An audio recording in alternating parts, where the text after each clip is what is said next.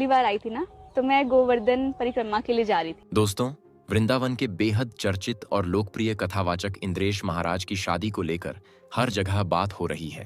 किसी को उनकी दुल्हन के बारे में जानना है तो कोई यह समझना चाहता है कि इतनी भव्य रस्में आखिर कैसे हुईं। सोशल मीडिया पर लगातार तस्वीरें वायरल हो रही हैं, लेकिन इस सब के बीच लोगों के मन में एक ही सवाल है, आखिर कौन है इंद्रेश महाराज की पत्नी, उनका परिवार कैसा है, वह क्या करती हैं और यह रिश्ता कैसे बना। तो चलिए इस पूरी कहानी को शुरू से समझते हैं। जैसा कि एक नरेशन में धीरे धीरे परतें खुलती जाती हैं। वृंदावन, जिसे प्रेम और भक्ति की भूमि कहा जाता है, यही वह जगह है जहां से इंद्रेश उपाध्याय का नाम न केवल उत्तर प्रदेश बल्कि पूरे देश में गूंजने लगा। उनकी कथा सुनने के लिए जितनी भीड़ उमड़ती है, उतना ही सम्मान और स्नेह उन्हें मिला है। भक्ति भरे अंदाज और सरल भाषा में कृष्ण कथा सुनाने की उनकी कला ने लाखों लोगों को उनका प्रशंसक बना दिया। और अब जब इस भक्तिमयी जीवन में विवाह का नया अध्याय जुड़ने वाला था, तो जाहिर है कि उत्साह भी बड़ा था और रस्मों में रौनक भी। 3 दिसंबर का दिन था। वृंदावन के रमण रेती क्षेत्र में स्थित उनके निवास पर सुबह से हलचल थी। घर के बाहर फूलों की खुशबू, दीवारों पर लगी झालरें, अंदर बजते शंख और मंत्रों की ध्वनि, सब मिलकर माहौल को बेहद पवित्र बना रहे थे। पहले हल्दी रस्म हुई। परिवार की महिलाओं ने हल्दी घोली और बड़े प्रेम से दूल्हे बने इंद्रेश महाराज पर हल्दी लगाई। पंडितों की आवाजें और राधे राधे के जयकारों के साथ यह रस्म बहुत ही खुशियों भरी रही। हल्दी के बाद संगीत हुआ। वृंदावन के माहौल में संगीत का अपना ही जादू होता है। ढोलक की थाप, मंजीरे की धुन और परिवार की महिलाओं की गूंजती हंसी, इन्हीं के बीच शादी के गीत गाए गए। इंद्रेश महाराज सादगी से मुस्कुराते हुए सब कुछ देख रहे थे, मानो यह सब उनके लिए कम और भक्ति की किसी नई यात्रा का आरंभ अधिक हो। इसके बाद आया सबसे प्रतीक्षित मौका, घुड़चढ़ी। इंद्रेश महाराज ने इस दिन ऑफ व्हाइट रंग की शेरवानी पहनी, सिर पर पगड़ी और हाथ में चांदी की छड़ी लिए हुए जब वे घोड़े पर बैठे तो वह दृश्य किसी शाही विवाह से कम नहीं लग रहा था। उनके साथ घोड़े पर उनकी भतीजी बैठी, जो पूरे गर्व और प्रसन्नता के साथ मुस्कुरा रही थी। घोड़ों के साथ साथ हाथियों की भी व्यवस्था की गई थी। हाथियों पर उनके रिश्तेदार बैठे थे, जिनके हाथ में बांके बिहारी जी का निशान था। शहनाई की स्वर लहरियां वातावरण को और दिव्य बना रही थीं। लोग बैंड बाजों पर नाच रहे थे, बच्चे फूल उछाल रहे थे। पूरा वृंदावन मानो दूल्हे की खुशी में झूम रहा था। सोशल मीडिया पर इन तस्वीरों ने खूब धूम मचा रखी है। कई भक्तों ने इन्हें देखकर शुभकामनाएं भेजी, तो कई ने लिखा कि वे इस विवाह को किसी दिव्य उत्सव की तरह महसूस कर रहे हैं। रस्में पूरी होने के बाद बारात जयपुर के लिए रवाना हुई, क्योंकि विवाह राजस्थान के प्रसिद्ध होटल ताज आमेर में होना था। जगह जो अपनी भव्यता और शाही अंदाज के लिए जानी जाती है। वहाँ वैदिक संस्कृति पर आधारित विशेष सजावट की गई थी। जैसे ही बारात वहाँ पहुंची, शहर की रौनक और भी बढ़ गई। और अब सबसे महत्वपूर्ण बात, दुल्हन कौन है? इंद्रेश उपाध्याय की दुल्हन का नाम है शिप्रा। शिप्रा मूल रूप से हरियाणा के यमुनानगर की रहने वाली हैं और वर्तमान में अपने परिवार के साथ अमृतसर में रहती हैं। उनकी पारिवारिक पृष्ठभूमि बेहद प्रतिष्ठित है। उनके पिता पंडित हरेंद्र शर्मा उत्तर प्रदेश पुलिस में डीएसपी के पद पर कार्य कर चुके हैं। यानी एक सम्मानित, अनुशासन प्रिय और प्रतिष्ठित परिवार से शिप्रा का रिश्ता है। बहुतों को यह जानकर आश्चर्य होता है कि इंद्रेश उपाध्याय और शिप्रा पहले से एक दूसरे को जानते थे। दोनों परिवारों के बीच काफी समय से जान पहचान थी। रिश्ते की शुरुआत सम्मान और आदर से हुई और धीरे धीरे यह पहचान रिश्तेदारी में बदल गई। जिस तरह इंद्रेश महाराज वृंदावन में प्रसिद्ध हैं, उसी तरह शिप्रा भी सादगी और संस्कारों के लिए जानी जाती है। वह अपने परिवार की बेहद लाडली हैं और पिता के अनुशासन और माता के संस्कार दोनों का सुंदर मिश्रण है। कई लोगों का मानना है कि इंद्रेश जैसे शांत, भक्तिमय और सरल स्वभाव वाले व्यक्ति के लिए शिप्रा जैसा संतुलित और संस्कारी व्यक्तित्व बिल्कुल उपयुक्त है। शादी का उत्सव सिर्फ विवाह तक सीमित नहीं रहा, कार्ड भी चर्चा में रहा। विवाह निमंत्रण पत्र को विशेष रूप से वैदिक और आध्यात्मिक थीम पर डिजाइन किया गया था।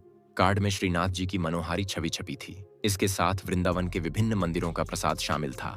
राधा रमण जी का मिश्री इलायची प्रसाद, तुलसी, कई मंदिरों के लड्डू, नाथ द्वारा के श्रीनाथ जी का आशीर्वाद। इस तरह का कार्ड बहुत कम विवाहों में देखने को मिलता है और यह इंद्रेश उपाध्याय की आध्यात्मिक जीवन शैली को दर्शाता है। शादी में देश भर के संतों का शामिल होना किसी आशीर्वाद से कम नहीं है। जयपुर के गोविंद देव जी, मंदिर के महंत अंजन गोस्वामी हों, सरस निकुंज के बड़े भैया जी हों या देश भर के अन्य प्रमुख संत, सभी इस शुभ अवसर के साक्षी बनने वाले थे। इसके अलावा कई प्रतिष्ठित हस्तियों को भी निमंत्रण भेजा गया। बागेश्वर धाम के धीरेन्द्र कृष्ण शास्त्री, मलुकपीठाधीश्वर, राजेंद्र दास महाराज, प्रसिद्ध कथावाचक पुंडरीक गोस्वामी, कथावाचक देवकी नंदन ठाकुर, बॉलीवुड सिंगर बी प्राक, और कई नाम जो आध्यात्मिक और संगीत जगत में प्रसिद्ध हैं। एक रोचक बात यह है कि इंद्रेश महाराज अक्सर जयपुर को छोटा वृंदावन कहते हैं, क्योंकि यहाँ वृंदावन से लाए गए 4 महत्वपूर्ण विग्रह स्थापित हैं: गोविंद देव जी, गोपीनाथ जी, राधा दामोदर जी, राधा विनोदी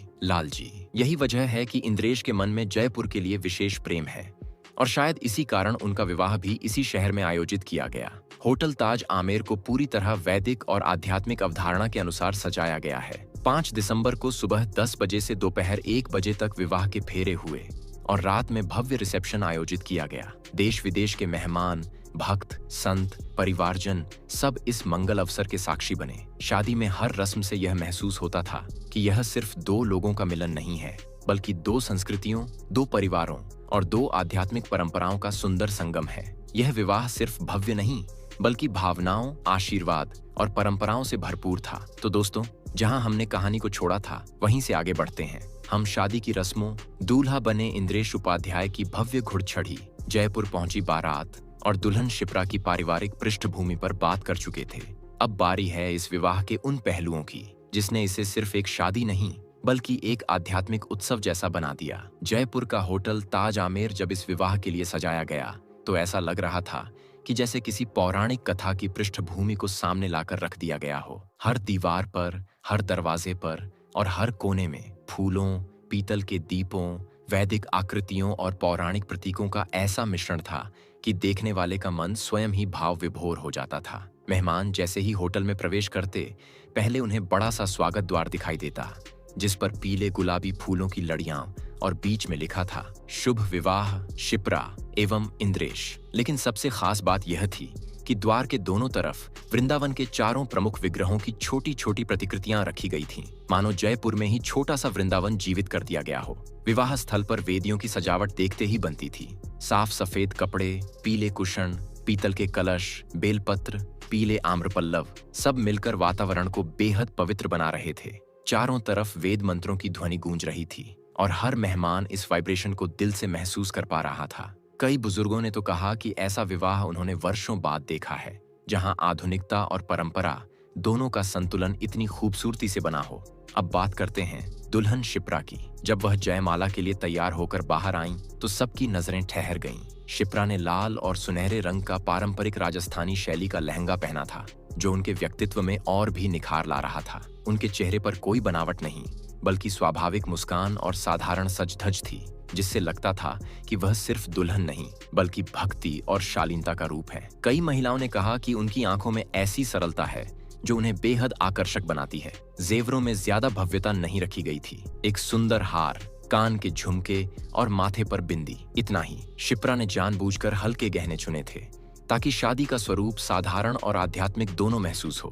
उनके पिता पूर्व डीएसपी हरेंद्र शर्मा अपनी बेटी को देखकर भावुक हो गए थे। लोगों ने उन्हें कई बार आंसू पोंछते हुए देखा और यह दृश्य हर पिता के दिल को छू लेने वाला था। जब जयमाला का आयोजन शुरू हुआ तो बगल की ओर से शंख बजाए गए। सैकड़ों लोगों की तालियां और राधे राधे के जयकारे के बीच दोनों ने एक दूसरे को जयमाला पहनाई। भीड़ इतनी उत्साहित थी कि यह पल किसी भक्ति महोत्सव जैसा लग रहा था। इंद्रेश महाराज ने जैसे ही शिप्रा के गले में माला डाली, हर तरफ चमकीले फूल बरसाए गए और इसके बाद शुरू हुई वैदिक मंडप पर फेरे। मंडप को 4 बड़े केले के पेड़ों से सजाया गया था। बीच में पवित्र अग्नि की स्थापना की गई थी। चारों ओर से पंडित मंत्रोच्चार कर रहे थे। फूलों की पंखुड़ियां लगातार गिर रही थीं। वातावरण इतना दिव्य था कि कई मेहमानों ने बाद में कहा, ऐसा लगा जैसे कृष्ण और राधा स्वयं आशीर्वाद देने आए हों।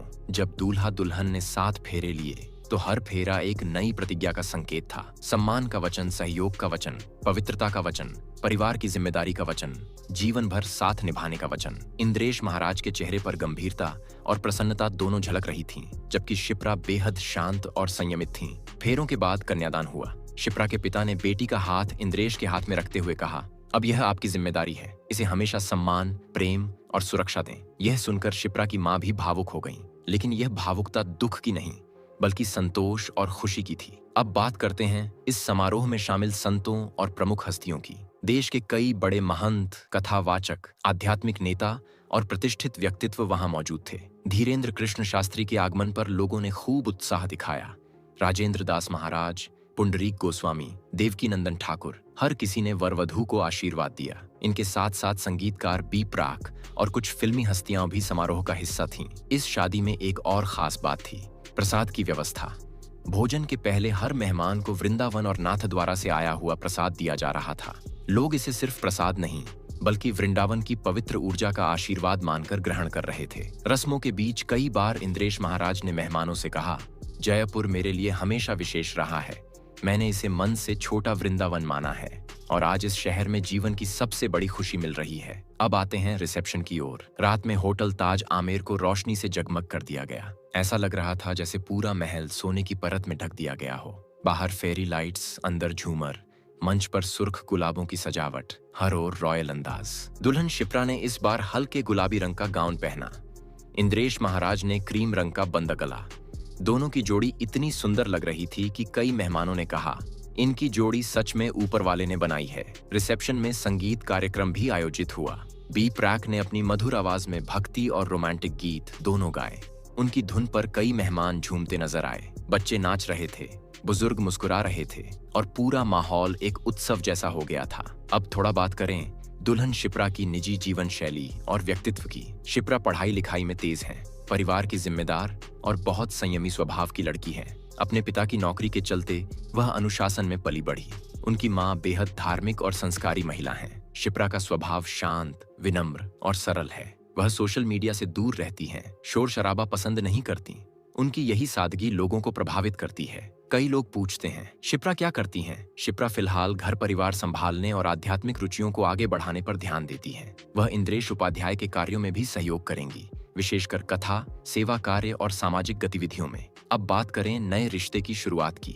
दोनों परिवार पहले से एक दूसरे को जानते थे, तो रिश्ता करवाना बहुत सरल रहा। परिवारों ने मिलकर बात की, लड़के लड़की ने एक दूसरे को समझा और फिर यह रिश्ता तय हो गया। दोनों की सोच, स्वभाव और जीवन की प्राथमिकताएं एक जैसी थीं, इसलिए मन भी जल्दी पास आ गया। विवाह के बाद जब विदाई का समय आया तो माहौल थोड़ा भावुक हो गया। शिप्रा ने अपने माता पिता के गले लगते हुए आंसू बहाए, लेकिन साथ ही मुस्कुराकर कहा, मैं खुश हूँ, आप चिंता मत कीजिए। यह सुनकर परिवार वालों ने भी राहत की सांस ली। इंद्रेश महाराज ने विदाई के समय अपने ससुराल पक्ष को आश्वस्त किया, आपकी बेटी अब हमारी बेटी है, हम उसे हमेशा सम्मान देंगे। यह वचन सुनकर सभी संतुष्ट हुए। बारात फिर जयपुर से रवाना होकर वृंदावन लौट आई, जहां भक्तों ने नव विवाहित दंपति का भव्य स्वागत किया। वृंदावन की गलियों में फूल बरसाए गए। कई भक्तों ने चरण स्पर्श कर आशीर्वाद मांगा।